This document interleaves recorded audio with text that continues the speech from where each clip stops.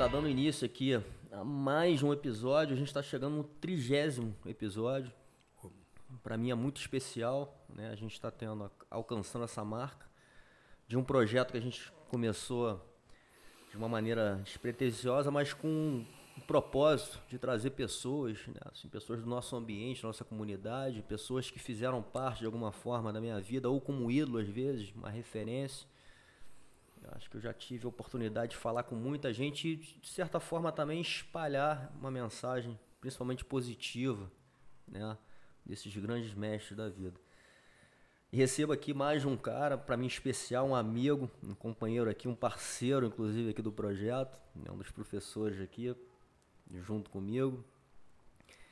E um cara com conteúdo também incrível, experiência de vida, né, e, enfim, vamos dar início a mais uma conversa aqui do Pura Connection, especial, chegando nesse número aí, e com um cara especial também que eu gosto muito, admiro muito. Obrigado, Carlos, por ter aceito esse convite, por estar aqui, colocando a energia, né, e seu tempo aqui nesse novo projeto aqui nosso. Eu que agradeço, para mim é uma felicidade incrível aí, né, dar mais esse passo dentro da nossa caminhada juntos aí, né? Uma honra incrível, principalmente estando com você e em companhia de todos que você já entrevistou, né? Uma grande honra. Eu tenho certeza que vai ser um papo muito legal, vai ser muito interessante. Certeza. E a gente estava aqui, até antes aqui de ligar aqui as câmeras, a gente estava falando exatamente sobre um assunto que, porra, pra gente, né, cara, a gente viveu, a minha vida foi muito intensa no jiu-jitsu, não é o que eu vivo só do jiu-jitsu, mas enfim, o jiu-jitsu foi muito importante para minha vida, até hoje acho que cada vez mais. E você também foi um cara que teve uma conexão com essa arte de uma maneira não só intensa, né, mas eu acho que você trouxe também, participou de um lado educacional do jiu-jitsu, teve muito com a família Gracie, né, enfim, assim, tem muita história legal para contar. E a gente estava aqui falando um pouco, né, do Hollis. Você chegou a ver ele lutar. Ou seja, você, porra, meu irmão, já era faixa preta, eu nem tinha começado a treinar jiu-jitsu. Então, assim, você viveu e vive até hoje, né? Passou gerações do crescimento da nossa arte, né? E vivenciou muita coisa, ainda vive, né? Hoje também tem uma sociedade com o Rickson, né? Enfim. Então vamos contar um pouquinho dessa história e falar onde a gente estava falando, porque eu acho que, porra, a gente estava num assunto aqui super interessante que foi ver o Hollis. Você estava inclusive falando que o Roller, né, ele estava falando o que o Hollis tinha de grande diferencial ali. Eu estava falando de uma entrevista que eu vi o Roller explicando quais eram as características do Hollis como lutador, né?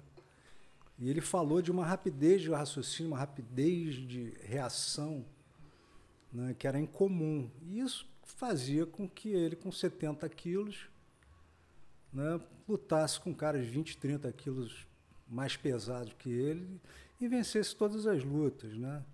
Uma outra característica dele também, que é muito sabida, foi assim a busca de outros conhecimentos, de outras artes marciais. Ele treinava judô, treinava wrestling, né? Treinava sambo. E realmente foi um ponto fora da curva que nos deixou assim muito cedo, né? E que deixou um legado, deixou vários professores, né? Aliança, né? O Jacaré, vários outros grandes professores que ele formou, né? Mas o que a gente estava falando que eu acho muito interessante, que era uma característica dele, porque foi criado e treinado pelo professor Hélio, né, que o criou como filho, né, que é uma característica do Rickson, do Hollis, de todos os filhos do Hélio, que é uma visão muito apurada, muito afiada da defesa, né, do que realmente é o jiu-jitsu. O jiu-jitsu é uma arte marcial de defesa, né?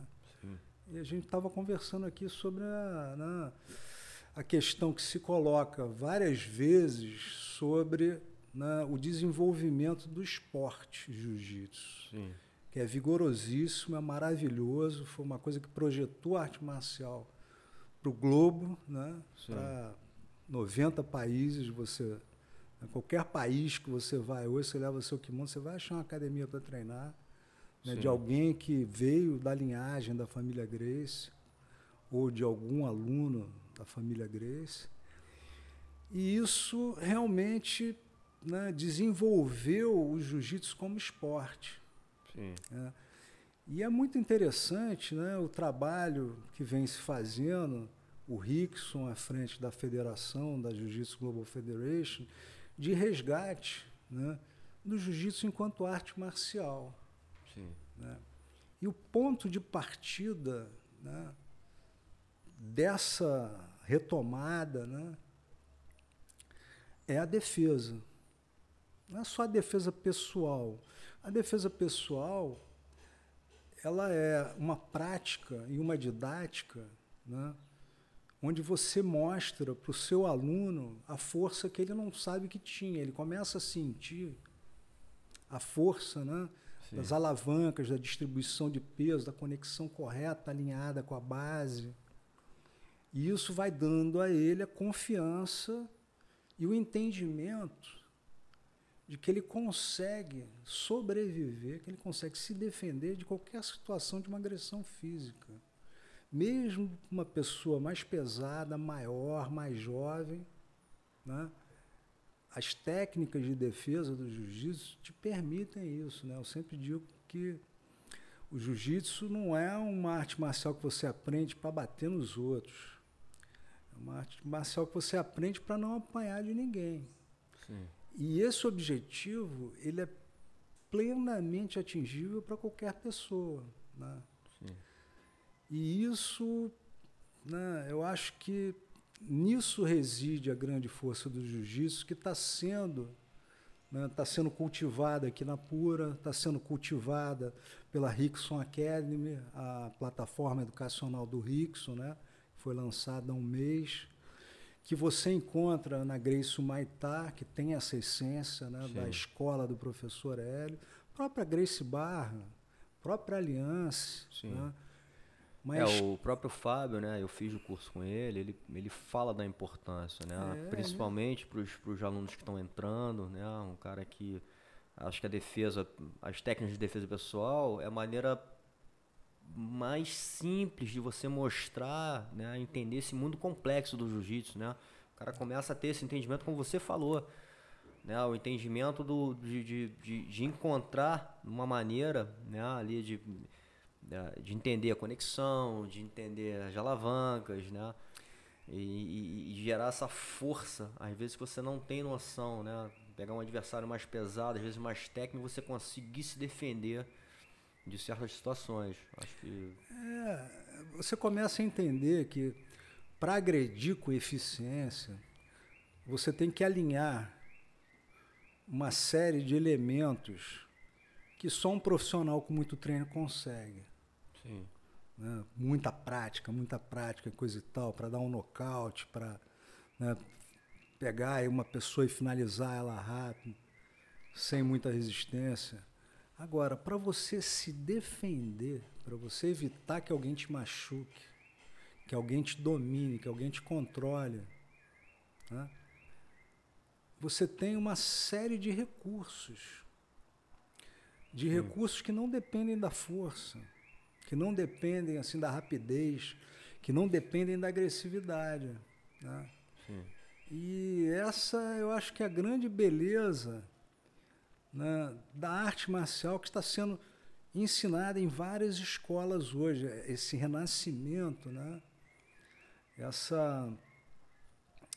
Esse resgate, né, que está sendo praticado por várias escolas muito interessantes, a gente sempre fala sobre elas. Sim. A gente falou aqui sobre algumas que sempre tiveram isso no seu currículo, mas que, sem dúvida nenhuma, e foram extremamente, né, competentes na busca e no desenvolvimento de atletas, de campeões do jiu-jitsu esportivo. Gracie Muay Thai, Gracie Barra. Todas elas Aliança, também, exatamente.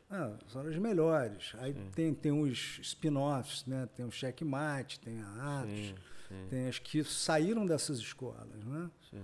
Agora, é muito bonito você ver alguns projetos, como a Pura, né? Como é o caso da Grace University, da Renner do Hero, né? O que o Rickson... Os próprios Valentes também, que eu acho que é uma grande referência, né? Sem dúvida nenhuma, eu ia citá-los com certeza. Você se antecipou, eles são um grande exemplo, porque eles trouxeram, né, a essência, a escola puríssima do professor Hélio ali, né, com o método de ensino do professor Hélio, coisa e tal. E eu acho que o que existe de mais evolucionário na nossa arte marcial, que é a plataforma educacional do Rickson, né, o que ele está entregando ali, né.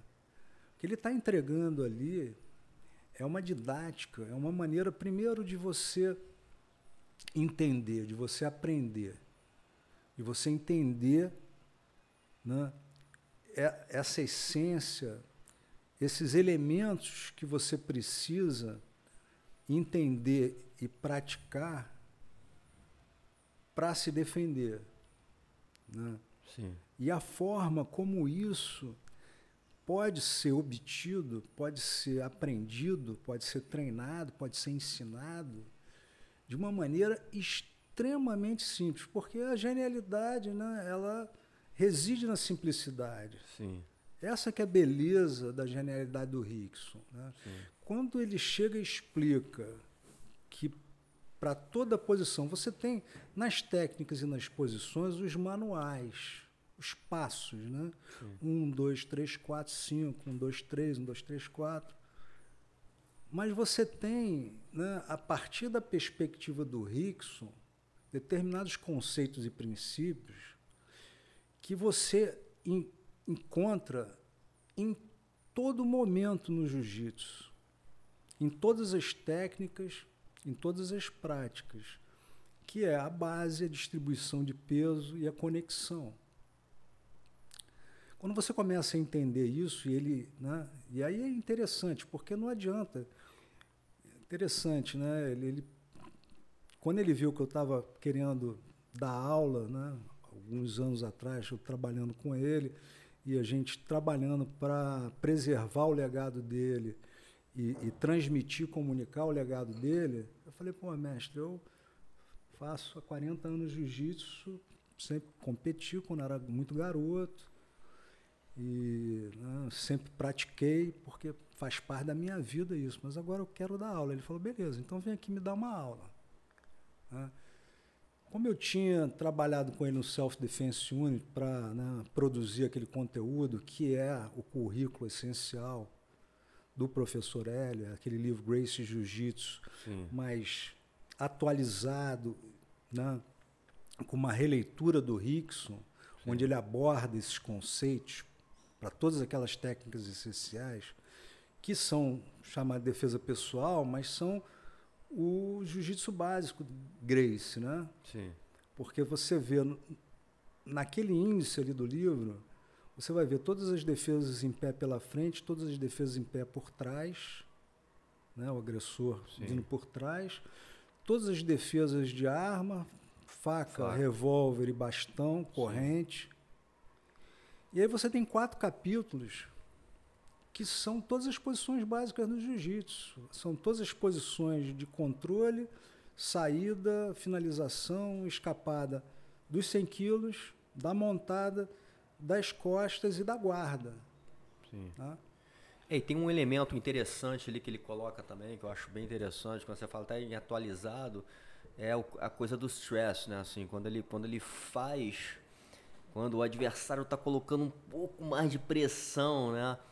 Enfim, então, isso é muito legal também, porque já aproxima de novo aquela papo da realidade, né? Assim, como é que se não fizer ali com os fundamentos, não vai funcionar, né? Você me deu o gancho para concluir o que eu estava explicando sobre a aula que ele me deu, que, pô, foi fundamental, foi assim, transformadora. Ele chegou a me dar uma aula aqui, me mostra essa posição aqui, né? Pô, eu ajudei ele a fazer aquele currículo, então eu conheço todas as posições. o manual, 1, 2, 3, coisa e tal. Aí eu comecei a falar, ele falou, Carlos, olha só, a aula, cara, não é verbal, a aula é sensorial. Você tem que mostrar para o teu aluno, você tem que fazer a agressão de uma maneira leve, mostrando para ele, né, quais são os elementos daquela técnica, as etapas, os passos e tal, mas de uma maneira leve no início, e você vai aumentando a pressão, você vai aumentando o estresse. E você vai fazendo o aluno sentir que quando ele projeta o quadril da maneira certa, ele acha a alavanca, o cara não consegue dobrar ele. Sim. Quando ele conecta, né, a parte da coxa no glúteo do cara, quando o cara vai dar uma gravata e encaixa o quadril ali, ele consegue, mesmo um cara muito mais forte que ele, consegue com que o cara não o dobre, entendeu? Aí, enfim, essa forma do Rickson ensinar hoje em dia, o que ele está entregando, né, de conhecimento, assim, como legado para toda a comunidade, é um negócio assim valiosíssimo, mas é assim extraordinário, porque você começa a entender que não é quantas posições, pegadas, raspagens e né, birimbolos e 50-50s e lapelas e coisa e tal, todas essas sofisticações que surgiram no mindset, né, surgiram na cultura de competição, sim, que fazem a diferença. Sim. Quando você, né, escuta o que o Rickson está explicando nesses vídeos, porque tem muitas aulas sobre conceito, ele explica. Que é, porra, excelente. Né? E aí você vai, cada técnica, cada posição, ele enfatiza. Ele falou, a conexão está aqui, a distribuição de peso é essa. Sim. Você não bota a distribuição de peso no teu calcanhar, você bota nos dedos do pé. Sim. Nessa posição aqui. Aí você... Não adianta, você não vai ver a diferença se você ver um vídeo ou uma foto. Se o cara está com peso distribuído no calcanhar ou na ponta do pé. Sim. Mas você vai sentir se você executar. Sim. Você vai sentir uma diferença absurda, a diferença entre você cair e você não cair. Você está absolutamente em base. Então, esses elementos que ele entrega permitem com que, mesmo nós, André, que já somos veteranos, que já temos no nosso castelinho, todos aqueles tijolinhos ali que a gente vem construindo desde o chão, aquelas posições básicas até as mais, né, um pouco mais sofisticadas e coisa e tal, um pouco mais complexas, você entende o que o Paulo Filho disse numa entrevista sobre o Rickson. O cara perguntou para ele, não sei se foi o Marcelo Alonso, acho que foi o Marcelo Alonso, perguntou para o Paulo Filho, o Paulão, né? Uhum. Pô, soube que você foi treinar, com o Rickson e você saiu falando maravilhas e coisa. Ele falou, pô, meu irmão, o que você aprendeu com o Rickson? Ele falou, cara, não aprendi posição nenhuma com o Rickson. O que eu aprendi foi ajuste. Sim. Foi ajustar de uma maneira, e aí o ajuste ele entra na distribuição de peso, sim, na conexão. Total. Né, na maneira como você faz base, porque a base, quando a gente pensa em base, a gente pensa em judô, né? A gente pensa em você ficar em base em pé. Mas no jiu-jitsu, a básica, você tem a maneira de você fazer base com as costas no chão. É a maneira como você conecta seu pé no chão. Você está de costas no chão, sim, com o cara atravessado em você nos 100 quilos. Você tem a maneira certa de ficar em base, de uma maneira que te dá uma movimentação, que te dá um caminho para a escapada, e você tem a maneira errada, fora de base, que você vai ficar vendido ali, não vai sair nunca, vai morrer ali. Então, né, esse jiu-jitsu evolucionário, né, onde você para de pensar nos passos, né, no manual, começa a sentir o que eles chamam de jiu-jitsu sensorial. Sim. E fala, pô, minha conexão aqui, ela está me favorecendo, ela está me trazendo conforto. Você tem uma maneira, quando o cara monta em você, quando o cara atravessa nos 100 quilos, né, que você acha a tua base ali e você consegue fazer uma movimentação de 1, 2 polegadas, você passa a respirar. Você abre um espaço para você conseguir respirar ali embaixo. Sim. Que aliás, é o começo de tudo no jiu-jitsu do Rickson, né? Sim. A respiração. Total. Ele fala muito disso, né? Assim, toda entrevista dele ele enfatiza muito esse tema da respiração, né? Da importância. E até isso conecta também com uma questão aí que eu fiz um pouco essa pergunta para ele, mas você, vendo a sua perspectiva, até porque você teve essa vivência com ele, por que você acha que o Rickson teve essa visão talvez um pouco mais holística assim, do jiu-jitsu, né? Ele começou a decifrar dessa maneira, dando importância, né, muito a essa coisa do fundamento, muito essa questão da respiração, né? Então, assim, ele teve, e talvez até uma conexão com o lado oriental, assim, né? Né? Até meio zen, né? A gente você até falou aí um pouco nessas primeiras conversas do filme e tudo mais, falou, porra, o Padilha tá lá pesquisando lá na filosofia zen, né? Então, assim, tem essa conexão, né, cara? Eu acho que o Rickson, ele resgata muito isso, né? Ele traz muito esse lado, né? Que talvez os outros irmãos não tiveram, né? Não desconsiderando ninguém, todos tiveram muita importância. A gente estava falando do próprio Roller aqui, o quanto ele colocou ali, né, cara, o nome dele ali para jogo num momento dificílimo, e não só no jiu-jitsu esportivo, no MMA, enfim, assim, com desafios extremos, né, cara, numa época difícil, mas o Rickson teve sempre essa visão diferenciada, né?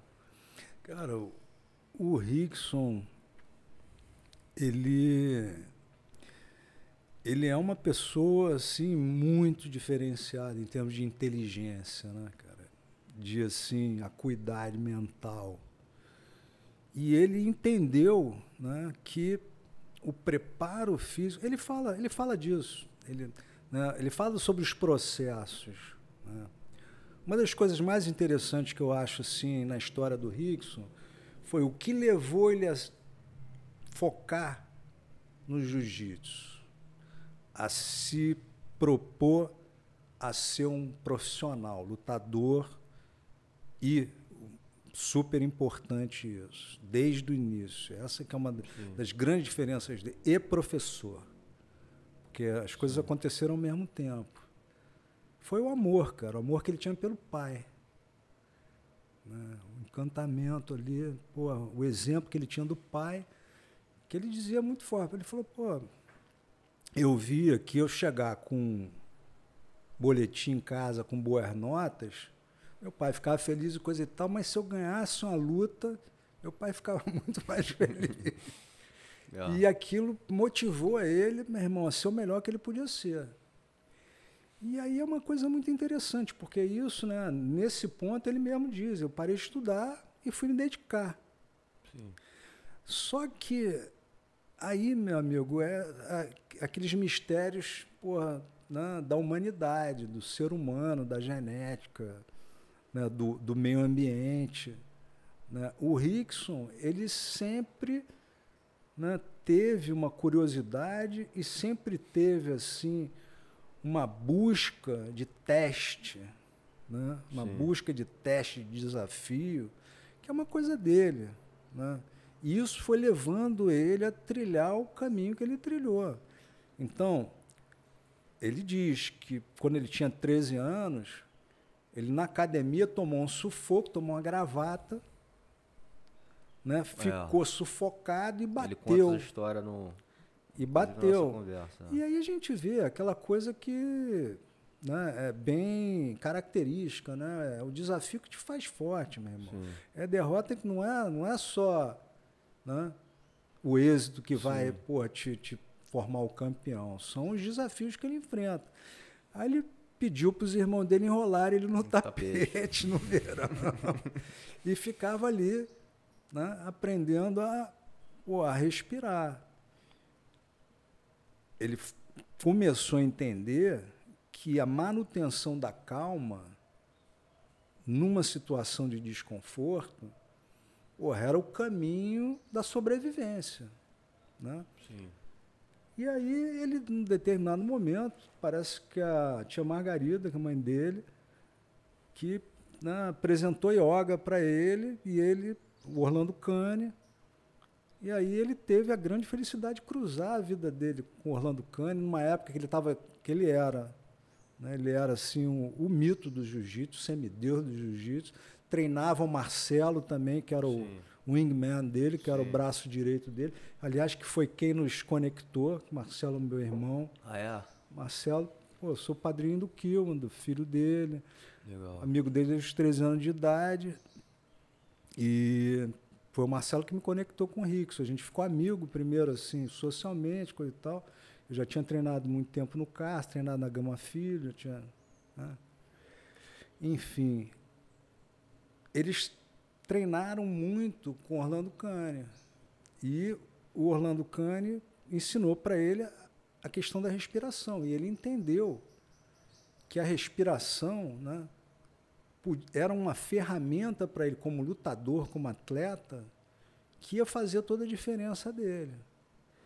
Cara, é uma coisa incrível, porque a respiração, né, cara, é a única função, né, fisiológica, né, essencial de sobrevivência que você consegue controlar.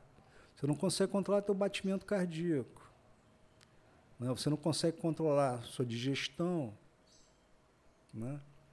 Você não consegue controlar como seus rins, né? Seu baço funciona, o teu fígado funciona, mas os pulmões você controla, né? E controlando os pulmões, né, você consegue, né, impactar o funcionamento do teu coração e do teu cérebro, né? Pô, a gente respira 25 mil vezes por dia. As pessoas não se tocam disso, né? E o homem ocidental, ele perdeu essa perspectiva, perdeu contato com isso, né? A parte estética de você encolher a barriga e estufar o peito, já começa por aí, que você, anula o teu diafragma na respiração, você respira errado. Sim. Eu escutei um podcast incrível, cara. Tem uma rádio de Santa Mônica. Você me apresentou, eu escutei também, logo depois que você falou. Incrível. Incrível. E aí você vê que vai pro lado até da ciência, né, cara? Assim, Aí o cara trouxe uma série de explicações. Ele explicou, né, que a boca do ser humano, ela vem nos últimos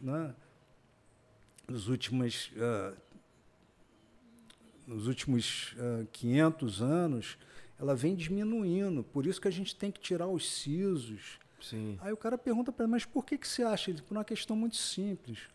Porque o Hunter and Gatherer, que era um homem que se desenvolveu ao longo de 10 milhões de anos, até chegar na época da Revolução Industrial, ou seja, da agricultura, né, que ele se tornou sedentário, começou a domesticar os animais, a plantar e colher e coisa e tal, mas ele tinha só que, né, ou caçar ou colher para comer. A dieta dele era extremamente fibrosa. Tanto as raízes, os nuts, as coisas, ele tinha que mastigar, entendeu? Sim. E aquilo ali fortalecia e abria, né? Com o processamento dos alimentos, o homem começou a fazer com fogo, começou a fazer os alimentos mais macios, né? Mais palatáveis, a boca encolheu. E aí o cara começou a ter um monte de problema respiratório. os homens, né? Os seres humanos, os homens e as mulheres. E aí,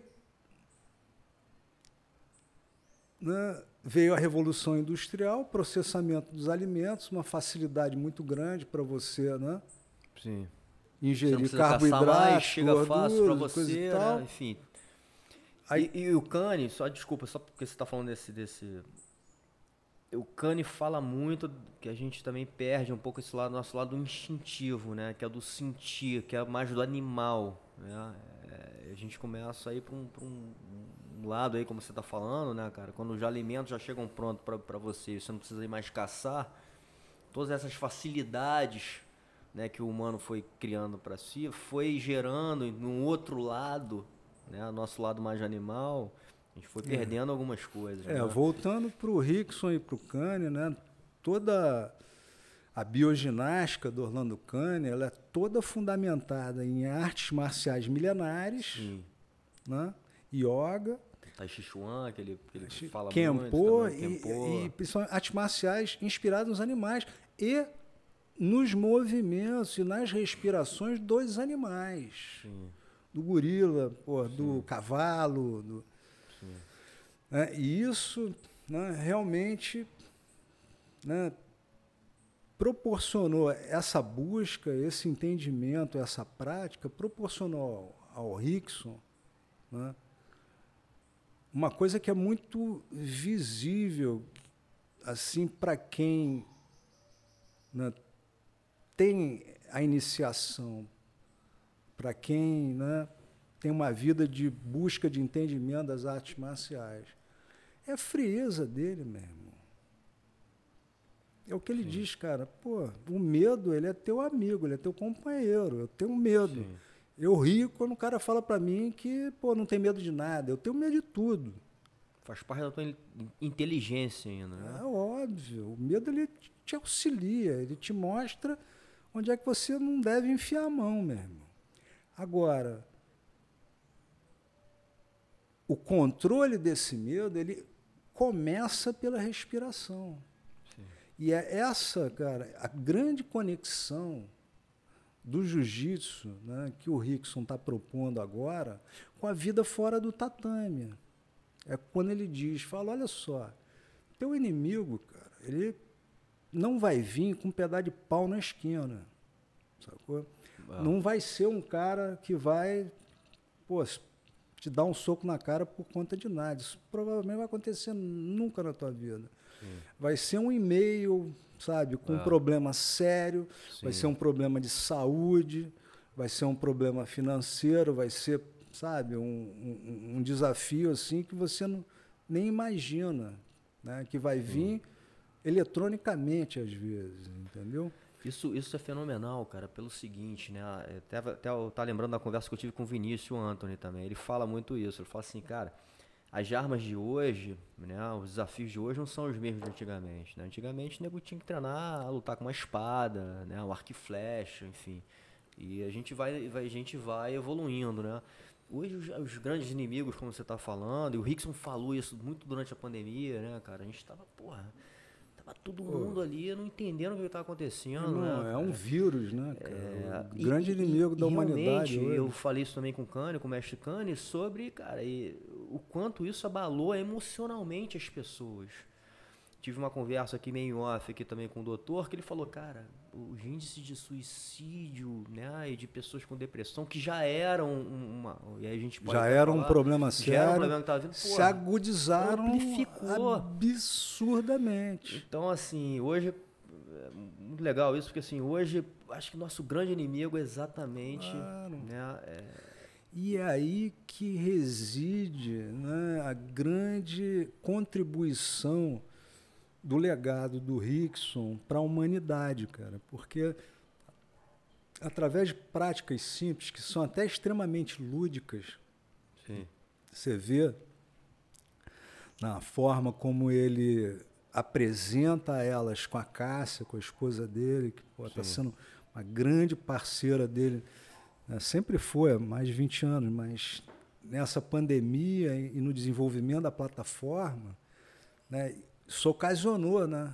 Ocasionou que ela se mostrou assim uma grande praticante, uma grande parceira dele de treino, você vê como é lúdico a coisa, você vê como não tem ali nenhum desgaste, nenhum impacto, sabe, nenhum risco de lesão, mas você, naquela prática ali, começando pela respiração, né, você entendendo como é que você respira numa situação em que você está sendo agredido, né, você começa a praticar e se autofortalecer, se preparar, e você começa a entender que mesmo numa situação desfavorável, mesmo numa situação desconfortável, sabe, você tem condição de pensar, de raciocinar, de achar seu ângulo de defesa, achar seu ângulo de escape. Pode parecer muito metafórico, mas não é não, é extremamente real. Sim. E é extremamente aplicável, né? Essa que é a beleza do jiu-jitsu, né? Quando você aprende naquela prática ali, elementar, básica, de defesa pessoal, né? Quando o cara está tentando arrancar a tua cabeça ali numa gravata e coisa e tal, você joga teu quadril para frente, conecta, na maneira certa, ou ombro, ou dependendo do tipo de gravata e coisa e tal, e você protege seu pescoço, e ali você consegue respirar, e você consegue mexer o quadril da seguinte forma, e conecta e coisa e tal, e escapar ali, e sair por cima. Aquilo ali vai começando a te dar, e eu estou dizendo dá para qualquer pessoa, né? Assim, um entendimento de que ele tem ali, né, uma filosofia, tem ali uma técnica, tem ali uma forma de achar o caminho da solução, de achar o caminho da sobrevivência. Sim. Né? E aí, transpondo para fora do tatame. Sim. Né? Isso que eu acho que é o mais rico dessa história toda. Transpondo para fora do tatame. Né? Partindo, né, da prática de defesa pessoal para a vida fora do tatame. Né? Quando você não sabe nada, né, e você tem 70 quilos, aí você vê um cara de 90 quilos, fala, meu irmão, vou te dar uma gravata aqui, você não sabe nada, você não sabe as técnicas de defesa. Meu irmão, teu coração já começa a bater forte. Você pode ser aluno, você pode estar numa aula, mas teu coração já começa a bater forte, você já começa a projetar, né, ficar ansioso. E aí que você aprende, não, respira e coisa e tal, pisa assim, faz tua base, usa aqui o teu ombro, protege, né, o teu pescoço com a musculatura dos teus ombros aqui. Cola o teu queixo no peito, porque você aí já protegeu suas carótidas, você já consegue sobreviver ali. Aí você começa a entender, irmão, o que está me matando não é o estrangulamento do cara, o que está me matando é a ansiedade do cara me estrangular. Sim. Isso acontece muito na vida. Total. Né? Você recebe um e-mail no final da tarde por um problema que você tem que resolver no dia seguinte, de manhã, você fica sem dormir, projetando como é que você não vai conseguir resolver. E com a prática do jiu-jitsu, você começa a entender, primeiro, que você tem que trazer 100% da sua atenção para o presente. Né? Sim. Isso é uma outra coisa muito legal, né? Porque assim, ele te força a fazer isso, né? Ele te desliga de todas as outras coisas, né? E te faz muito presente ali no agora. Né? É uma ferramenta importantíssima, inclusive para hoje, disso tudo que a gente está falando, né? Para te conectar e te trazer ali pro presente. André, você é um estudioso, né, cara, de vários caminhos assim de autofortalecimento. Um dos principais é a meditação. O que é a meditação? Sim.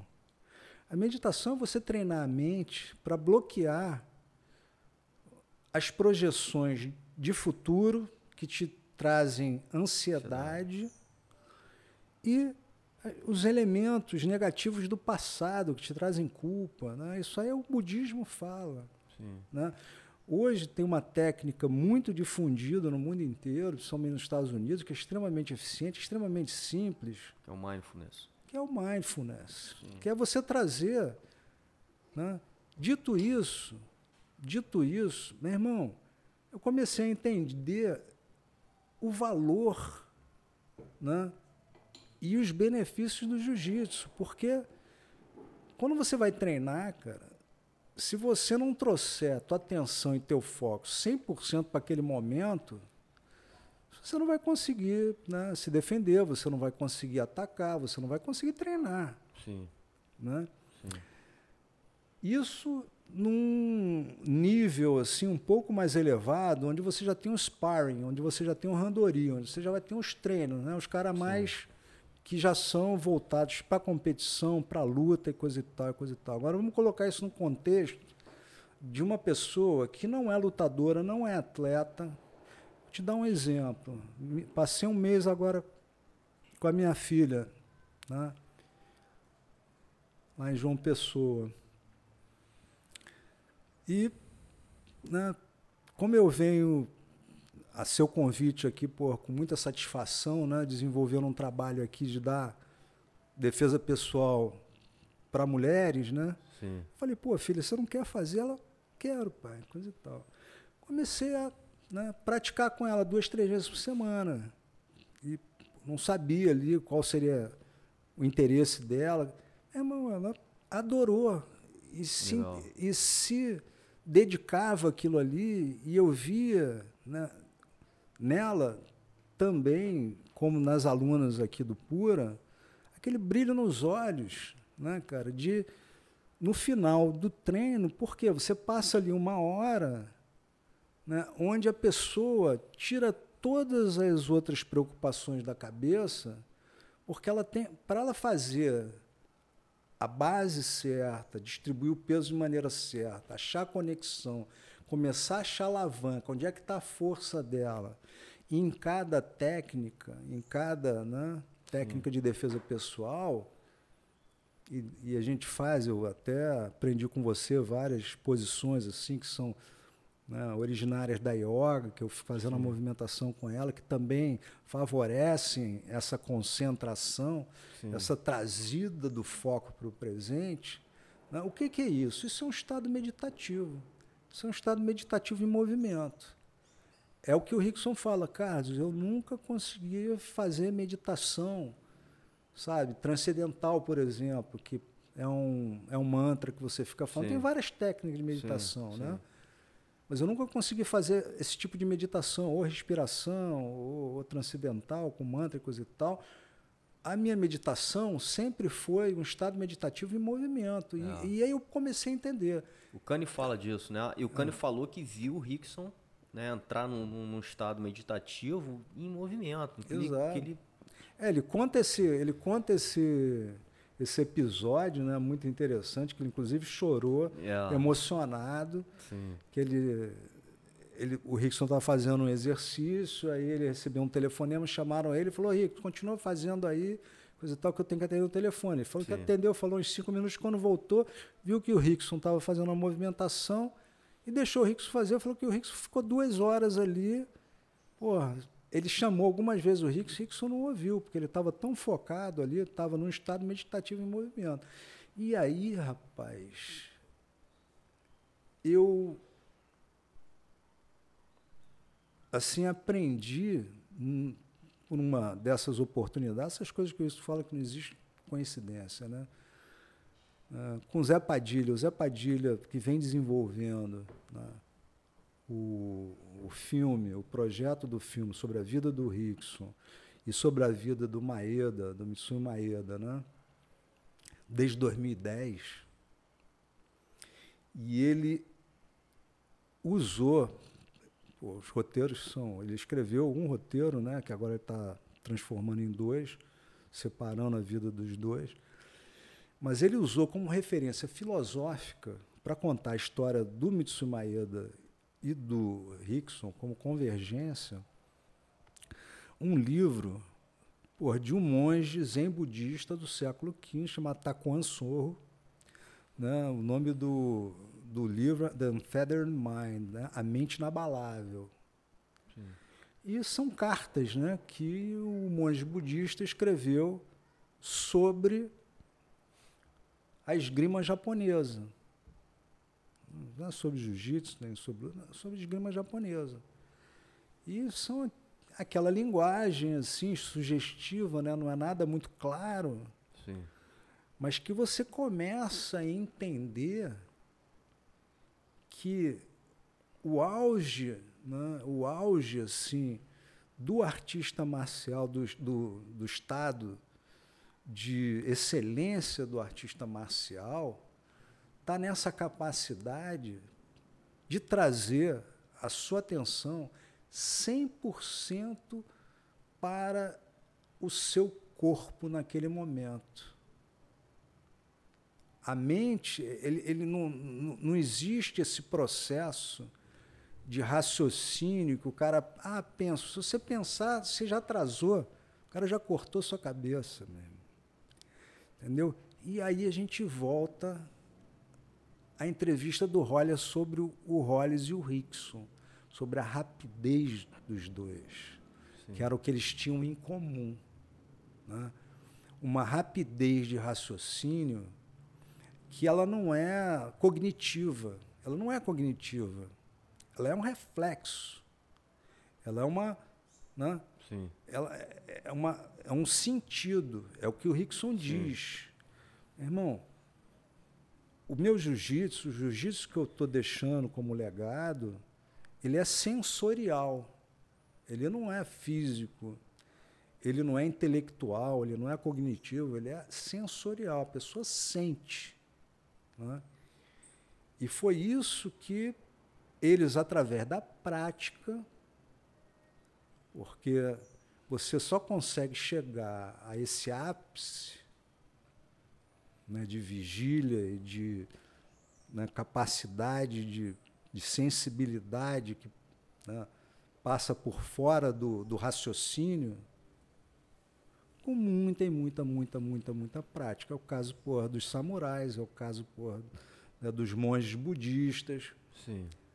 É o caso do Rickson, é o caso do Hollis, é o caso do próprio Roller e todos os outros grandes lutadores que, né, são assim, principalmente, né, os lutadores que conseguiram levar, né, essa eficiência para situações realistas, né, para os vale-tudos. Sim. Que não tem muito nem mais relação, como o próprio Rickson diz, com o MMA atual, né? É completamente diferente. É, né, porque 5 minutos, quando você vê... Não tinha essas regras, enfim. Vê a luta do Kron, a última luta do Kron no Japão. Sim. A última luta do Kron no Japão, com Kawajiri, Tatsuya Kawajiri. No Japão, os caras fazem, né, cara? O primeiro round, 10 minutos. Por isso que o Kron lutou no Japão, por isso que o Rickson lutou no Japão. Porque eles permitem, eles gostam de ver a técnica, né, a arte marcial. Então, essa capacidade, né, cara, do cara ficar ali naquele, né, naquele estado meditativo e esperar o movimento fora de tempo do oponente para capitalizar, né, conquistar uma posição de controle e daquela posição de controle não sai mais dali, né, é assim um nível de excelência que isso é atingível através dessa, né, dessa apuração assim dos sentidos, né, dessa limpeza da mente, né, que você não entra ali, vou fazer isso porque o cara assistiu 10 vezes a luta do cara, o cara faz isso, eu vou esperar. Não, meu irmão, ele entra... Rickson, ele, né, usava a respiração para dar uma aquecida antes, jogava lá, batimento dele para 120, aí sei lá, 1 hora, meia hora antes, porra, da luta, ele começava a respirar, ele entrava no ringue com 80, 70, e aí engage com o cara, né? Pô, ia pro clinch lá, ia pra luta e o batimento dele ia, mas ele com a mente completamente vazia, né? The Unfettered Mind, completamente vazia. E aí é interessante, né? Porque você vê, às vezes, pô, os caras comentando, só pegou, não pegou. Irmão, só pegou pedreira, sacou? Só pegou, assim, lutas sem regra, sem tempo, sem peso. O Roller até na conversa até comigo, ele fala, né, assim, não dá pra ficar comparando, fazer umas comparações, cara, porque, enfim, são muitas coisas que entram nesse meio do caminho. Então, assim, a gente tem que entender o que tinha naquela época, né, de mais pedreira, né, eu acho que aquele evento lá, né, e as lutas no momento que ele se propôs a fazer, meu irmão, eram os maiores desafios. Cara, talvez, da época, eram né? 3 lutas por noite, né? E com os caras. Agora, as pessoas, elas julgam, né? Sem conhecimento, né, André? Porque, cara, o cara ganha com tanta precisão, ele faz a coisa ali, aquela coisa com tanta eficiência, no time tão, meu irmão. Sim. Ele tem, se você decupar as lutas, o próprio Yuki Nakai, que era aquele cara que, pô, entrou cego de um olho na final e coisa e tal, cara, ele atravessa do lado assim, depois de dar uma revista nessa luta, sacou? Ele atravessa aqui do lado, aí o cara tá bloqueando, sacou? Com o joelho aqui assim, tá bloqueando a montada, né? Aí ele pega, cara, puxa o joelho do cara, puxa o joelho aqui do cara, aí solta, o cara estica a perna, ele... Sacou? Meu irmão, é muita técnica, muita precisão, e em várias outras lutas, que pô, um cara muito mais leve, que estava machucado, aquela luta ali realmente, pô, foi uma luta muito tranquila para ele, mas, pô, a última luta e o próprio... A última luta com o Funak, cara, um cara, assim, sei lá, uns 15 quilos, 20 quilos mais pesado que ele, um cara duro, meu irmão, e a fim de arrancar a cabeça dele, a fim de matar ele. Sim. O próprio... Não esqueci aquelas outras... Ele fez 2 lutas com um cara que era o grande ídolo, né? Sim. Que também era um cara mais pesado que ele, coisa e tal, enfim. É assim, difícil para as pessoas que não têm uma vida dedicada, né, o aperfeiçoamento, o entendimento, né, daquilo que está acontecendo ali, avaliar. Sim. É outra coisa, recebi até o Murilo aqui também, numa conversa, né, cara? E foi um cara... Para mim, dos maiores representantes do jiu-jitsu no MMA. Porque assim, ele se colocou à prova numa época, né, que era um mundo mais desconhecido, né? Lutando ali por honra, não tinha grana envolvida nos primeiros, não, depois certamente sim, mas enfim, então assim, aquele momento, aquele desafio era gigantesco. Meu irmão, ele pegou uns caras... Você vê que nem a televisão estava entendendo, os caras abriram ali naquela desafio, aquele primeiro desafio que ficou, né, muito famoso, que foi com a luta livre. Os caras transmitiram isso, meu irmão, televisão aberta, e no meio do caminho os caras começaram a se arrepender. Falaram, que isso? Eu tava ali, eu fui dirigindo o carro, eu, Marcelo, ele e o Fábio atrás. Eu vi aquilo ali. Cara, o Murilo, para mim, é um dos grandes samurais assim, do jiu-jitsu. Para mim, depois do Rickson e dos da família Gracie, assim, talvez seja o maior. Ele fez uma coisa que ninguém fez. Eu nunca vi outro fazer. Numa luta pelo cinturão do UFC, ele finalizou o cara bateu, me esqueci o nome desse maluco, já até esqueci o nome desse, que era um cara, uma pedreira Era uma aí. pedreira. Era uma Cara, era uma pedreira pedreira. que já tinha ganho várias lutas aí. Ele finalizou o cara bateu, o juiz não viu, ele parou, o cara disse que não bateu. Meu irmão, ele respirou fundo, voltou a lutar e finalizou de novo. Ele falou aqui, inclusive, que porra, foi muito frustrante. Porque imagina a frustração, a gente sabe, cara, o Imagina quanto... você controlar a frustração naquela situação momento. ali.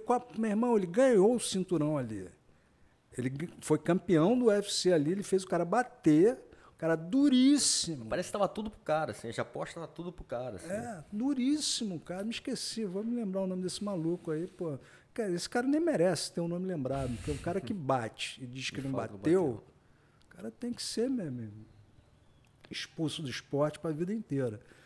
Mas o cara ter assim a hombridade, a honra, a calma, a tranquilidade, porra, meu irmão, para aceitar aquela situação e falar, meu irmão, beleza, começa de novo aí, e vai lá e finaliza. Pô, meu irmão, tem que erguer uma estátua pro Murilão, né? Ele merece. Agora, Carlos, tem um negócio, acho que você participou muito desse movimento também. Você foi falando que fui lembrando de algumas coisas. Até antes de entrar nesse tema, falar um pouco também dessa relação do surf com o jiu-jitsu, né? Pô. E eu tive aqui com o Carlos Burle, cara, e ele fala, né? A conversa foi quase uma conversa espiritual, né? Porque assim, ele é um cara muito espiritualizado, né? E ele fala dessa conexão com o mar, e ele leva também, acho que é uma coisa que a gente que tem também um pouco dessa experiência com o mar, a gente entende o quanto esse domínio mental ele é importante, né? Quando a gente vai e joga, no caso do Carlos Burle, para uma coisa, cara, assim, fora, né, de uma coisa quase humana, porque, porra, os caras encaram, vou lembrar também da conversa com o Bocão fala assim, porra, cara, eu pegava a onda grande, mas os caras estão pegando agora, irmão, é fora do que jamais o nego ia acreditar que um humano pudesse fazer isso, né? Então a gente, sim, foi pro limite dos limites. Mas o que faz a grande diferença, e você vê, ele fala assim, meu irmão, não é o físico, olha eu como é que sou magrinho aqui, então o que faz a diferença é a mente, é a calma, é a respiração, né? E tem muito essa coisa com a luta, né, cara? Assim, cara, eu tive, assim, uma experiência bem legal, bem interessante, claro que guardadas as devidas proporções, né? Não dá nem, assim, para ter régua de comparação, mas... Quando eu comecei jiu-jitsu em 1974, eu tinha 12 anos de idade, né? Pô, acho que você não era nascido. Porra, eu nasci no ano seguinte. Pois é. E, né, eu competindo, meu time botava para o tio Pedro, pô, Deus o tenha, um grande educador, né? Um cara que transformou a vida de milhares de pessoas, inclusive o Flávio Canto, né, atribui a inspiração do Instituto Reação ao projeto que ele fez lá na Gama Filho. Mas eu comecei, né? Aí ele me botava para competir pelo Olímpico, né? Pelo Oswaldo Alves e coisa e tal, porque a Gama Filho não era afiliada à Federação de Jiu-Jitsu, era só de judô. Aí depois ele me levou para o Carson, pô, querido Carson, né? Que fiquei uns 4 anos ali, competi alguns campeonatos pela Azul e só conhecia aquilo, jiu-jitsu de campeonato, como você também. Sim. Foi de uma escola de campeonato, exatamente. competia, coisa e tal. Era aquele jiu-jitsu, era esporte, a gente não tinha, né? A gente não tinha tido ainda o contato com jiu-jitsu, filosofia, com jiu-jitsu defesa pessoal, com jiu-jitsu. Com o Rickson, né, eu comecei a aprender, né, a importância da defesa, os detalhes técnicos e, por último, lá, quando a gente ficou mais próximo, e, né, a questão da visão de mundo. Né? Quando a gente fala aqui de levar para fora do tatame, né, a questão da respiração, né, de você manter a calma quando você recebe uma notícia ruim, Sim. sobre uma questão de saúde, sobre uma questão de um parente, sobre um desafio, né, assim, de vida, e você usa o que você aprendeu no jiu-jitsu para manter a calma ali e achar o teu ângulo de sobrevivência àquela situação, aquele desafio, até você vencer aquele desafio, mesma coisa no surf. Né? Eu tinha, assim, passei durante, comecei a pegar onda com 11 anos de idade, morava em Arpoador, né? Chegava a pegar uns mares grandes ali, depois ia para a prainha, quando não tinha nem estrada até lá, a gente ia, pegava uns mares assim que, ressaca no Rio de Janeiro, eu era moleque, meu irmão, ficava apavorado. Quando vinha a série assim, tomava às vezes umas duras assim, achava que ia morrer, ficava, saía, né, saía para casa, todo triste. E aí, meu irmão, na convivência com o Rickson e com esse entendimento, sacou, de que, meu irmão, o mais importante é você controlar a sua respiração, você controlar. É aquela história, você não tem controle sobre nada que aconteça no mundo, cara. Muito pouco, quase nada. Mas você pode ter total controle como você reage ao que acontece no mundo. Né? E quando você começa a trazer isso para a prática do surf, né? E você começa a praticar, e você começa a buscar o entendimento, aí você descobre que um caldo de oimeia demora 20 segundos, 30 segundos. Sim. Né? Eu diria Jaws ou Nazaré, ele já está falando, Mavericks, é aquilo que o Bocão está falando, né? Os caras já estão... Nazaré, então... Mas, por isso que os caras usam hoje colete inflável, tem um jet skis, né, dando segurança, mas enfim. Quando você entende que no mar gigante, eu peguei uma vez uma EMEA com um bocão, 18, umas séries de 20.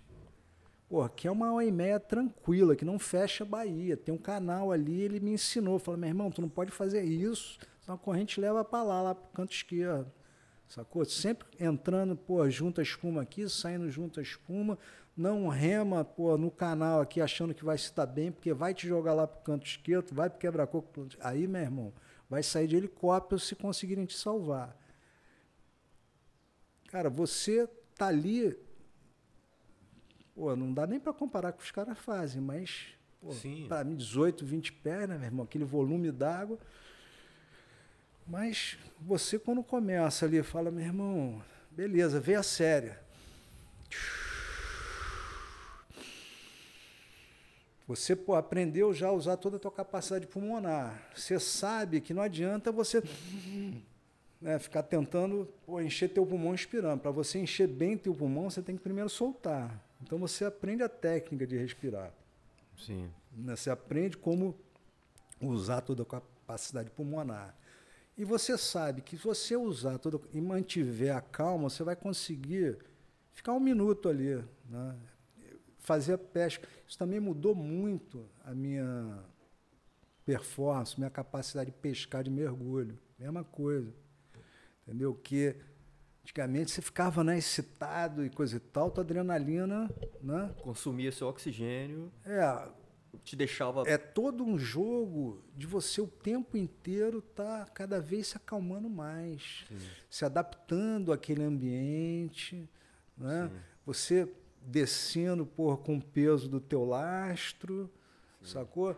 E tendo uma consciência, né, de que você ainda tem oxigênio para subir, não se colocando numa situação que você, né, só por força do que você está perseguindo, mas enfim.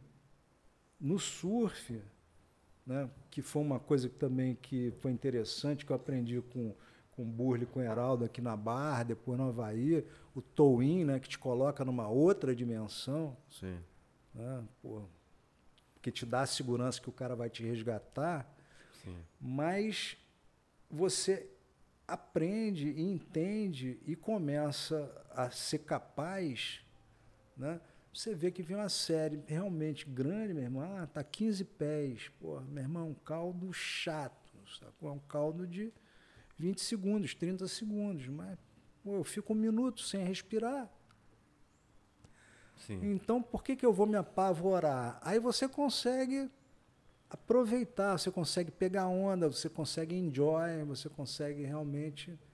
E isso tudo, eu aprendi com o Rickson, aprendi com o jiu-jitsu, né? Mas Sim. não com jiu-jitsu de luta, né? Jiu-jitsu para finalizar um competidor. O jiu-jitsu da sobrevivência, da defesa, de como você se preserva, de como, né, a prática da defesa e a prática da preservação da vida, da sobrevivência, ela está totalmente baseada, fundamentada na sua calma. E você tem, a partir da prática do jiu-jitsu, da defesa pessoal, do jiu-jitsu essencial, capacidade de desenvolver essa calma. Sim. De desenvolver essa calma nas situações mais críticas da sua vida. Né? Numa crise de relacionamento pessoal, numa crise profissional, numa crise financeira, numa crise de saúde. Né? Você consegue... Né? Eu conversando com um rapaz que me procurou, que está no meio de um desafio, vivendo um desafio, fundou uma empresa, chamou os amigos, aí se afastou um pouco por questões de saúde, os amigos desenvolveram a empresa e quando ele voltou, ele ficou super desapontado e ele me falou, olha, pô, eu estou muito estourado, assim, é um rapaz novo, jovem, né? Pô, com a situação, com a negociação, eles fizeram certo, colocaram um mediador, um advogado, coisa e tal. Eu falei, olha só, cara, isso aí, esse desafio que você está enfrentando, a gente saiu eu levei a coisa, a gente, né, analisou todas as questões legais e coisa e tal, as questões estratégicas, o que estava sendo proposto, o trabalho de mediador, mas eu vi ali a oportunidade, eu falei, querido, é o seguinte, cara, essa é uma grande oportunidade para você se conhecer e você sair dessa situação muito mais forte. Não perca essa oportunidade. Ele falou, mas é difícil, porque, meu irmão, eu falei, claro que é difícil. Tudo na vida, meu irmão, você só obtém a partir da prática. Você tem que entender que você não tem menor controle sobre os que os teus ex-sócios vão fazer ou vão deixar de fazer, se os caras vão ser corretos, se os caras vão ser leais. Mas você tem condição de controlar como que você reage. Agora, isso não é muito mais fácil falar do que fazer. Sim. Eu entendo isso. Só que se você já tem a consciência que você está, né, como você disse, assim, muito estourado, você já está no caminho da busca. Sim. Sabe? Aí eu apresentei para ele, tá morando em São Paulo, o Fernando Belato. Legal. Que, né, faz legal. Um trabalho espetacular para mim, né? Ele, você aqui, o Alexandre Santos da Gracie Muay Thai Reserva, são as minhas academias templo, entendeu? De pessoas assim iluminadas que, né, ensinam um jiu-jitsu que vai muito além da luta. Esse cara, ele desenvolveu o DGI, você conhece, sim, né? Sim. O Despertar do Guerreiro Interno, ele promove esse tipo de trabalho em várias empresas. Era um grande competidor, casca grossíssima, leve, que lutava no absoluto. aluno do Ryan, ganhava vários campeonatos, teve uns desafios pessoais, né? E desenvolveu essa prática que tem yoga, tem Kempo, tem uma coisa assim muito voltada para todo o trabalho que a gente faz, do Rickson, do Orlando Cunha. Ele é outro estudioso também, Exato. né, cara? Que mergulhou a fundo ali nesse tipo de conhecimento, né, cara? E viu essa conexão, né, cara? Viu essa conexão entre a arte marcial e a busca de um fortalecimento que não é um fortalecimento para luta, pô, entendeu? Para luta física. É um fortalecimento para a luta da vida. Né? Porque, meu amigo, só tem uma coisa que eu estava falando para esse rapaz. Irmão, só tem uma coisa, conversando com a minha filha também, né? Nesse processo de ensinar ela, a Joana, defesa pessoal. Só tem uma coisa que a gente tem certeza na vida, que os desafios vão vir. Sim. As dificuldades, elas vão vir. Entendeu? Não existe uma vida real que não seja repleta de desafios e de dificuldades, de todas as ordens. Sim. E você adquirir ferramentas como o jiu-jitsu te dá, a partir de uma prática física super prazerosa, lúdica, e o caramba, mas quando você começa, né, a fazer você fazer essa prática, né? Você fazer esse exercício, né? Entendendo que isso é uma metáfora, e isso te dá caminhos, ferramentas para você enfrentar a verdadeira luta, que não é física, ela está aqui dentro, sempre. Né? Aquilo que o Rickson disse, né, que ele concluiu que foi o grande presente dos céus para ele, entendeu? Foi aquela primeira luta com o Zulu, que ele estava com o pai e o irmão dele, né? O professor Hélio, querido, saudoso, faz muita falta, e o Hollis, né? No corner dele, que ele chegou se arrastando no corner, que na cabeça dele ele não tinha a menor condição de voltar para a luta. Ele tinha certeza que ele não tinha condição de voltar para a luta. Sim. E aí ele falou para o pai falou, que isso, o cara está mais cansado que você. Nem ouviu o que ele estava falando. Olha, jogou-lhe um balde de água com gelo e empurraram ele. E ele, meu irmão, teve que se virar com o que ele sabia, que não era pouco. Já era, com 19 anos, ele já era um mestre de jiu-jitsu, né? Ele usou ali as ferramentas que ele tinha para sobreviver, passou para as costas e finalizou no Mata-Leão. E ali ele entendeu que o grande desafio dele era a cabeça dele, o grande oponente dele, adversário dele, era a própria cabeça. Né? E aí, como ele mesmo diz, ele fala, eu tomei uma decisão ali que eu nunca mais ia desistir na minha vida.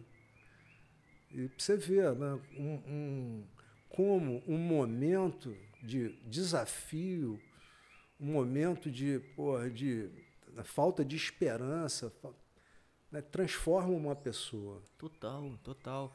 E eu acho que interessante, até no livro do Rickson, né, cara? Eu acho que isso é revelador também, porque ele começa a contar uma história da vida dele, que às vezes poucas pessoas sabem, porque veem ele muito como um lutador, mas que ele passa por diversos desafios.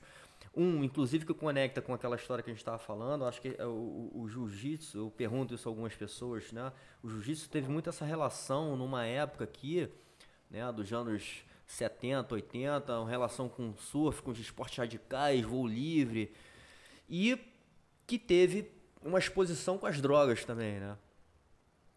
Quando ele era garoto, né? Pré-adolescente, né? 12, 13 anos. A gente tem essa história de cultural com o movimento do surf, com o movimento de drogas e tudo mais, de alguns lutadores tendo esse envolvimento, e ele teve que superar isso de alguma maneira. Né? Depois ele passa por um outro desafio, que é o desafio de relacionamento. Né? com a mulher, depois talvez o mais difícil da vida, que é você perder um filho. Enfim, e é isso que a gente está falando, né? Assim, como é que... A pergunta que eu fiz também na nossa conversa, né? Assim, como é que é passar por esse tipo de desafio, né? Ou desafios ao longo da sua vida, em que você resgata e traz essas ferramentas que a gente está falando, que talvez os nossos maiores inimigos não são físicos. Totalmente. E é muito bonito, né, cara? É muito bonito ver a generosidade, né? Eu tive, assim, a grande honra, né, de ler o livro em gestação, desde o primeiro tratamento, assim, que era simplesmente uma proposta do que seria o livro. Legal. Do Peter Maguire. Você já falava muito dele, né, antes. Né? O Peter Maguire é uma figura, grande escritor. Tá escreveu o roteiro do filme com o Zé Padilha. Legal. Né? Tem, inclusive, também um trabalho maravilhoso chamado Tie Stick. Sim. Que o Zé Padilha também comprou opção para fazer uma série da Netflix. Que é espetacular, que a gente não vai entrar não. Dá para fazer mais uns 3 podcasts só com essa história. Mas, quando ele chegou uma versão final do livro, ele pediu para eu dar uma lida para conversar com o Rickson. Né? Eu dei uma lida e coisa e tal, anotei assim, as partes mais sensíveis, essa que você falou das drogas, quando ele era pré-adolescente. Pô, ele, meu irmão, foi criado no Camões, né, cara? Ali em Copacabana, que era... Né, como eu também fui na rua ali no 60, no Arpoador e coisa e tal. E você tinha de tudo, né? Era uma mistura. A questão do Rio de Janeiro. Na rua do Rio de Janeiro, você tinha desde o cara que era o playboy, que era o cara bem de vida, até o pessoal da comunidade, né? Caráteres de todas as ordens lá.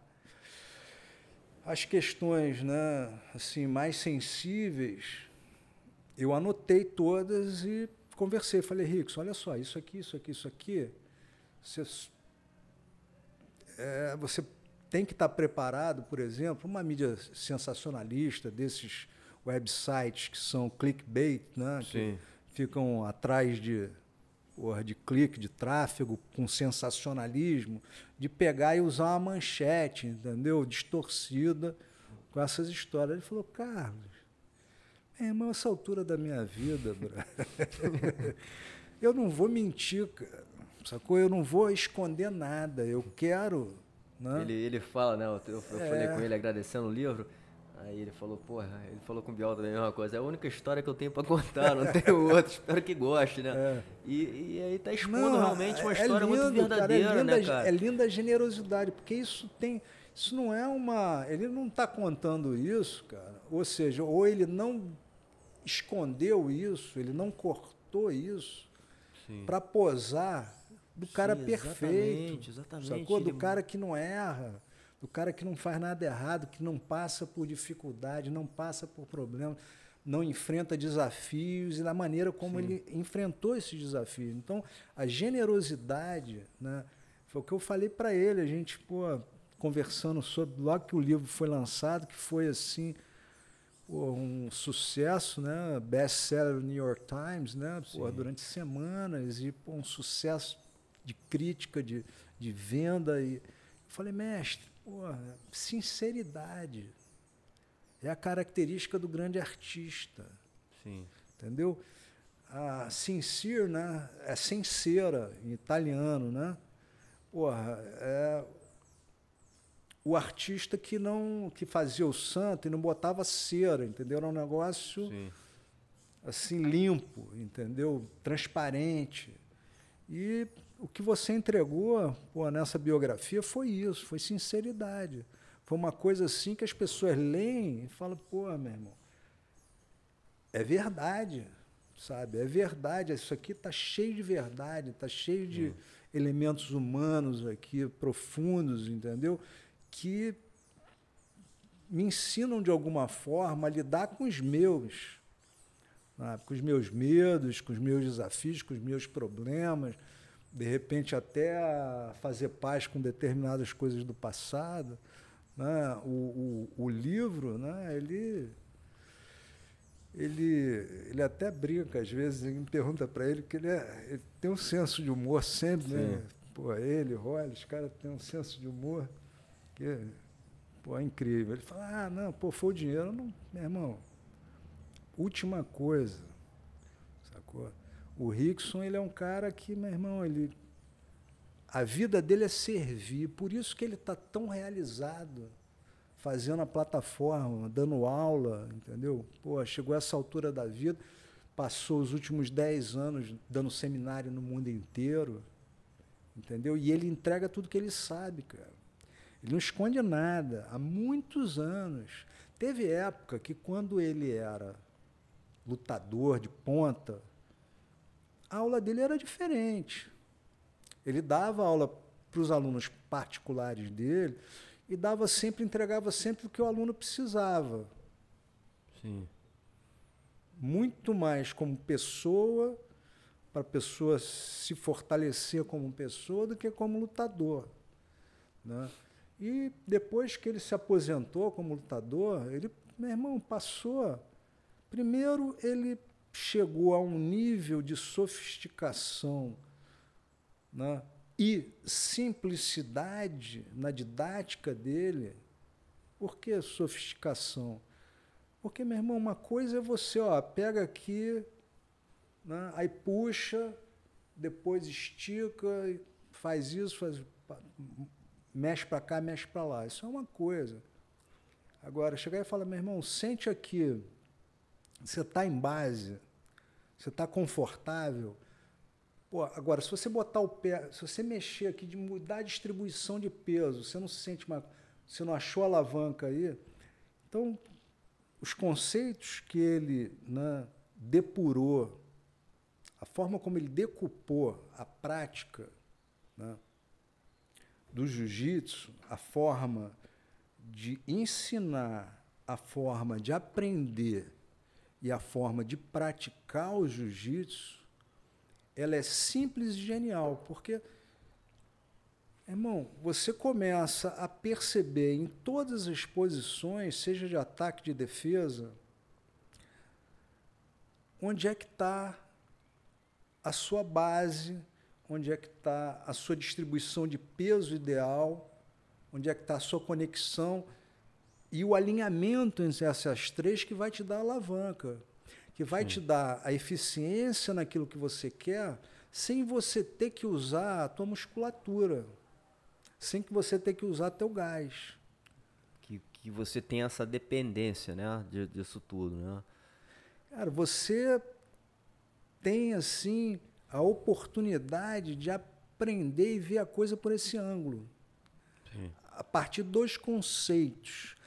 Você, né, principalmente para gente que já faz há muitas décadas e tem ali, já não está muito interessado em... Claro que é sempre importante, o Fábio Gurgel sempre diz isso, eu acho interessante, mas o Fábio Gurgel, ele é de uma tradição, ele é um grande competidor, um grande campeão mundial, um grande, né, grande general, grande formador, grande líder, grande líder, empresário, tudo. Exatamente. Ele fala, não, a gente tem que aprender as coisas novas, tem que aprender. Maravilha. Cara, eu acho mais interessante, sabe, você ir apurando essa sua sensibilidade a partir, porra, de um portfólio, né, de técnicas e posições elementares, básicas. Sim. Né, que não são poucas. Pô, o currículo do Gracie Jiu-Jitsu básico, esse livro do professor Hélio, que eram as 36 aulas que ele dava particular para os alunos dele, pô, são 112 técnicas. E isso aí é da branca para azul, da maneira como o Renner e o Hiron organizaram, por exemplo, o Gracie Combatives. Sim, né? Que eu tenho também aqui, enfim, um programa fundamental, cara. É a forma como você pega azul ali, são 112, então não é assim mesmo, entendeu? Se você pegar o jiu-jitsu clássico, né, por exemplo, do Kron, ele pode cair numa 50-50 ali, coisa e tal, mas ele sai rapidinho, ele não vai ficar engatado ali, entendeu? Ele sabe fazer o jogo de chave de perna, de sair de chave de perna e coisa e tal, Mas você vê, meu irmão, o histórico dele, que pouca gente comenta, né? Mas que, meu irmão, foram 52 lutas na roxa e na marrom, vencidas por finalização, seguidas. Sim. Isso nunca ninguém fez. Muito refinado. E, engraçado você falou isso, cara. Eu tive uma conversa agora com o Demian Maia. Inclusive, essa semana vai pro ar. E a gente entrou um pouco nesse assunto, né?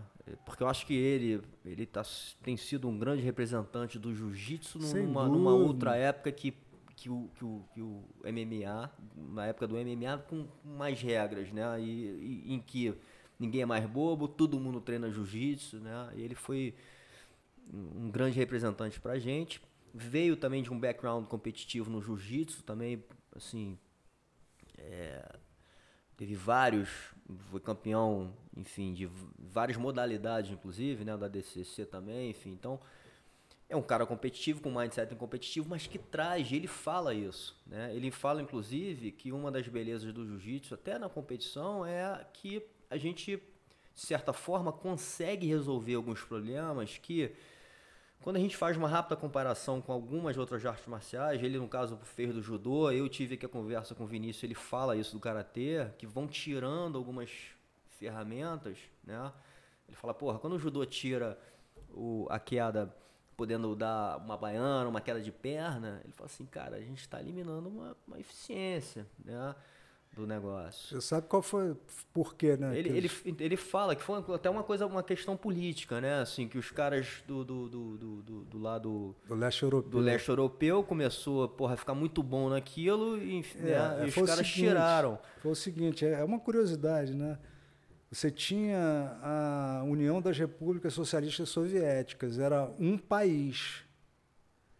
Eram os russos, né? Mas era a USSR, né? Sim. Porra, depois que caiu o muro lá, que, meu irmão, que acabou a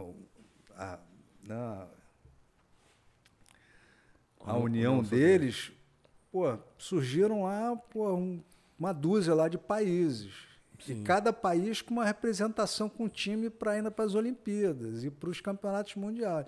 E os caras vieram todos do wrestling, né? Sim. E usavam muito, com muita eficiência. E começaram a ganhar tudo. Os caras foram lá e mudaram a regra. Exatamente.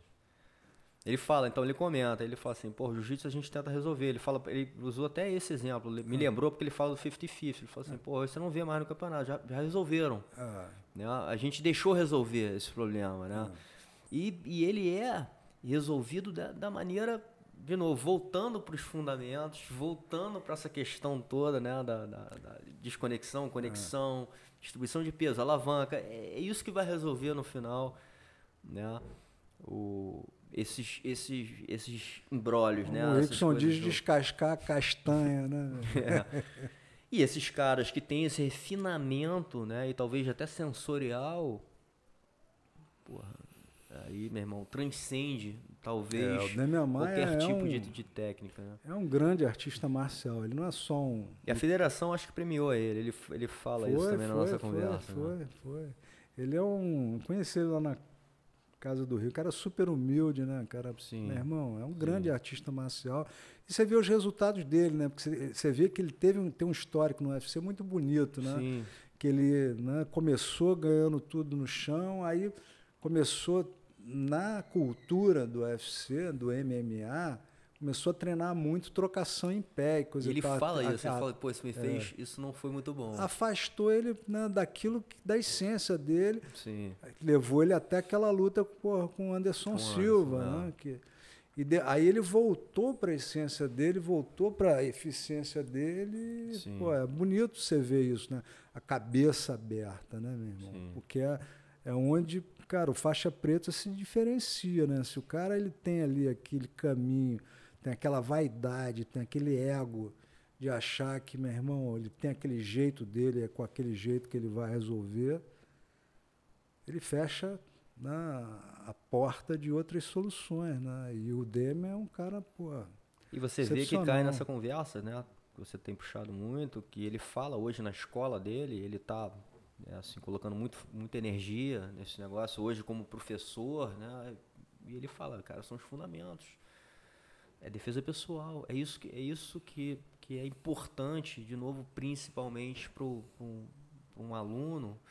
E a gente sabe que a gente pode ampliar. Isso não é para só quem quer ser um lutador, né?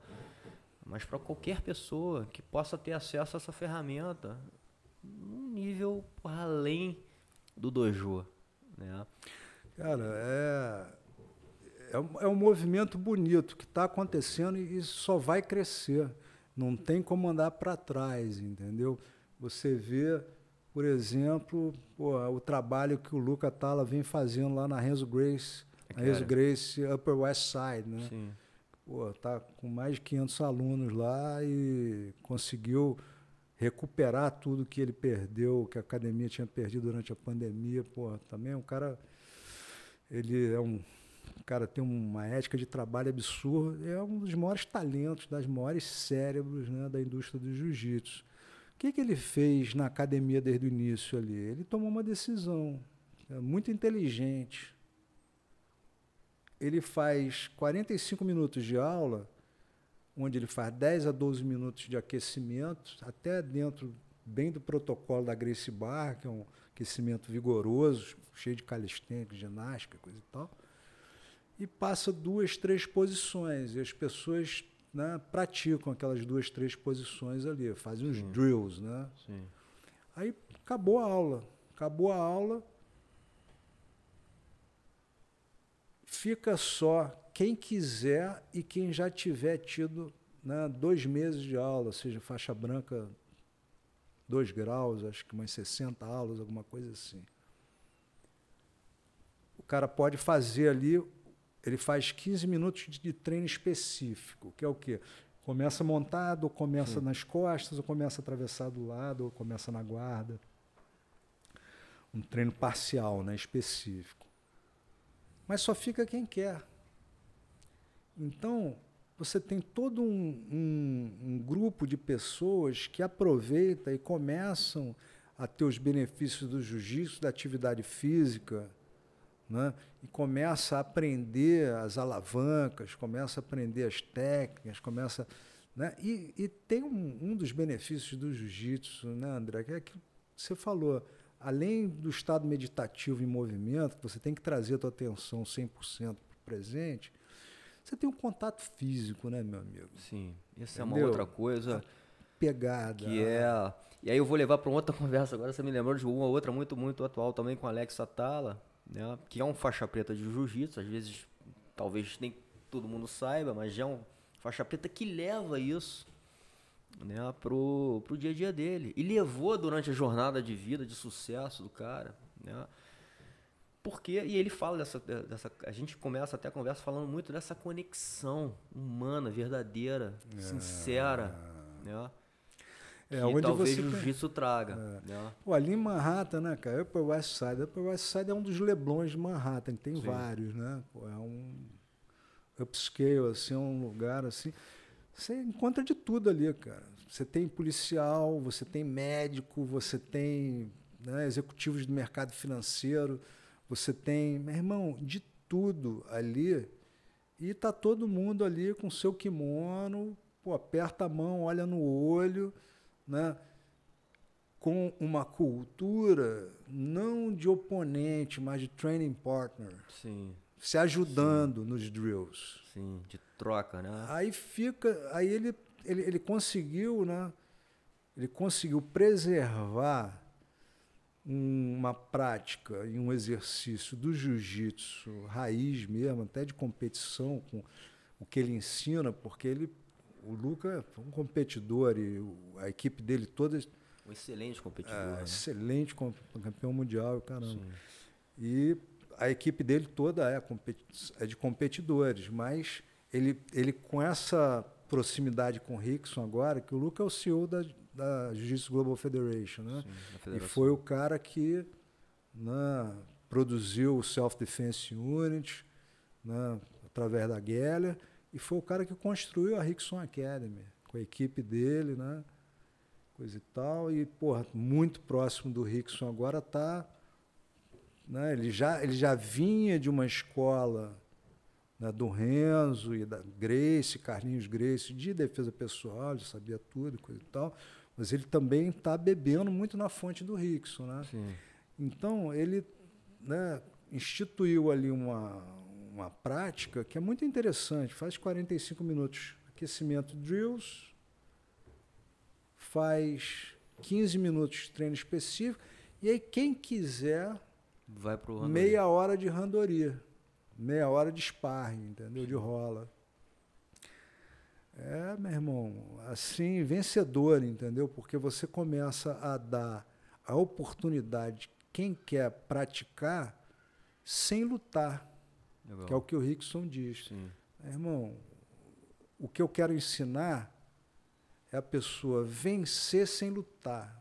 Não é lutar para vencer. É vencer sem lutar. A partir das ferramentas que o jiu-jitsu dá. Sim. E ainda só para a gente fechar aqui, né, Carlos? A gente já até passou aqui do tempo. Eu imaginei. Mas, enfim, a gente tem muito assunto, como você falou. Dá para fazer alguns episódios aí com você.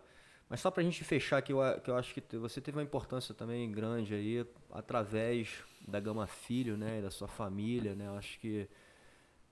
e talvez, você pode falar melhor, mas democratizar e levar o jiu-jitsu também para um nível, né, assim, educacional e abrir para outras pessoas, né?